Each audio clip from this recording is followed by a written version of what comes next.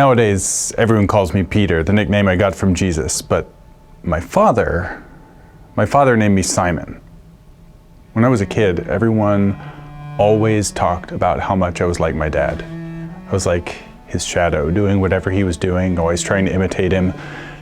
I think my parents would have named me after my dad if it hadn't been that my dad's name was Jonah. Even when you're a born sailor, you end up getting a lot of heckling from other fishermen when you get a name like Jonah. My dad always had a kind of sixth sense about where to find fish. He just had a feel for the weather and how to make a boat slip through the water. How could I not take on his trade? Dad taught me to fish and taught me to sail the fickle waters of the Sea of Galilee, and not to make my fish look too much bigger than they are.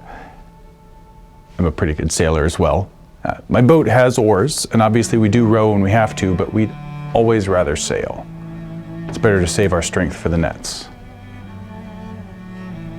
But especially when you're sailing, water's not like strolling down the road. On land, you set a destination and you choose the shortest path to get there, usually the straightest path.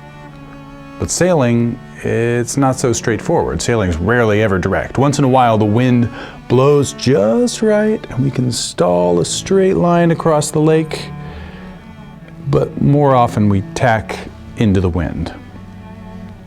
You'd call it zigzagging.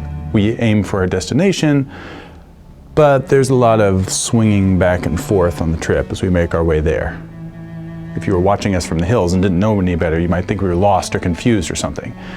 Of course, I didn't always follow in my dad's shadow, but I guess the zigzagging never really changed.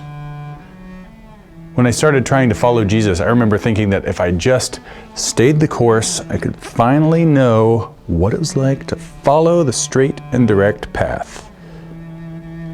Ha!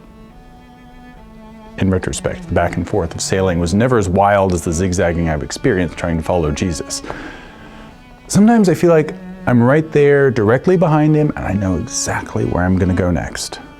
And usually that's exactly when I zag out of line or find myself totally lost. There's always been plenty of wandering. I suppose if you were to look at my faith journey from way up on the hill, you might only see a heart wandering back and forth from God's fold.